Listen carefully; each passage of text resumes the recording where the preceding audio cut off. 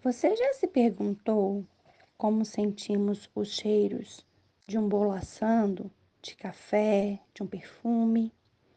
O olfato é um dos 5 sentidos fundamentais do nosso organismo e que, juntamente com a audição, visão, paladar e o tato, funcionam com receptores especializados que recebem e interpretam os diferentes estímulos.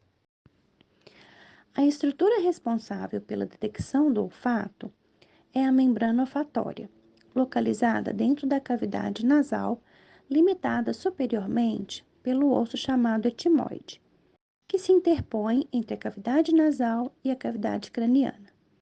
O osso etimoide possui uma parte onde existe uma série de perfurações, chamada de lâmina crivosa. Essas perfurações é que permitem a comunicação entre a cavidade nasal e a cavidade craniana.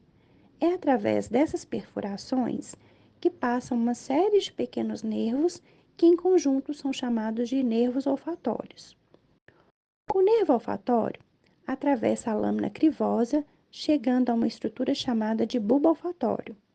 O bulbo olfatório, então, se prolonga em direção ao cérebro através do trato olfatório. A membrana olfatória ocupa a porção superior da cavidade nasal, estendendo-se até a porção superior do septo nasal, dobrando-se lateralmente sobre a cavidade nasal. As células olfatórias são neurônios bipolares derivados originalmente do sistema nervoso central. Além das células olfatórias, existem uma série de células que dão suporte estrutural ao epitélio olfatório, chamadas de cílios olfatórios. Esses cílios projetam-se no muco da cavidade nasal, sendo esse produzido pelas células de Bowman. São os cílios olfatórios que detectam os odores. As moléculas de odor entram pelo nariz, passam pelo muco e então atingem os cílios das células olfatórias, onde estão presentes proteínas receptoras para que uma molécula possa ser detectada pelo trato olfatório. Ela precisa ser volátil e parcialmente solúvel em água e gordura, para que possa passar através da mucosa nasal.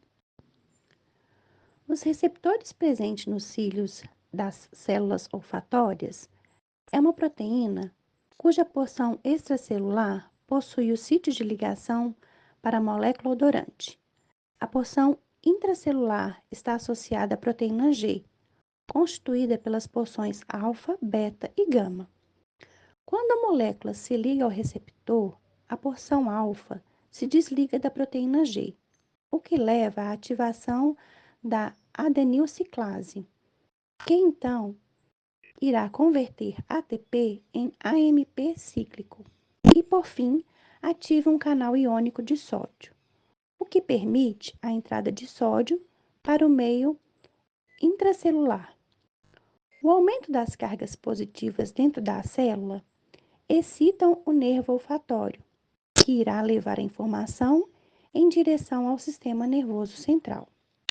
Esse mecanismo é importante na amplificação do sinal, pois cada proteína G ativada é capaz de ativar diversas moléculas de AMP cíclico, o que promove a abertura de diversos canais iônicos. Uma pequena quantidade de moléculas já atingem o limiar de detecção olfativa máxima. Entende-se por potencial de ação o disparo elétrico que acontece na zona de disparo que está localizada no começo do axônio. Esse disparo é realizado em direção aos botões terminais que estão localizados no final do neurônio. A frequência desses disparos elétricos depende da amplitude do potencial graduado, que por sua vez depende, nesse exemplo, da quantidade de moléculas captadas pela narina, ou seja, pelo estímulo inicial.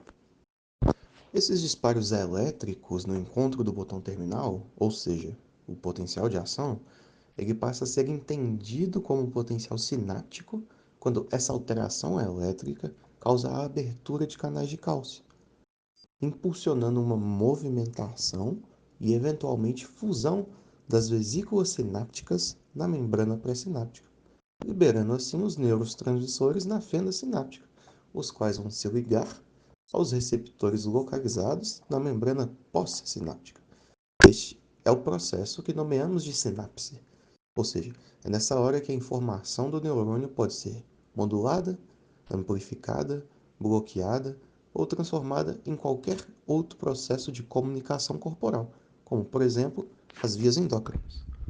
Essas sinapses acontecem por estruturas chamadas glomérulos. Cada glomérula é inervado por uma célula mitral e recebem terminações axônias, apenas de um neurônio que apresentam a mesma proteína receptora nos seus cílios. Assim, o sinal gerado por um tipo específico de neurônio olfatório segue sempre para um determinado glomérulo e vai transmitir sempre para uma determinada célula mitral, seguindo o caminho único até uma área específica no córtex, que determinará o odor percebido. Para chegar ao córtex do bulbo olfatório, os axônios das células mitrais se projetam formando o trato olfatório.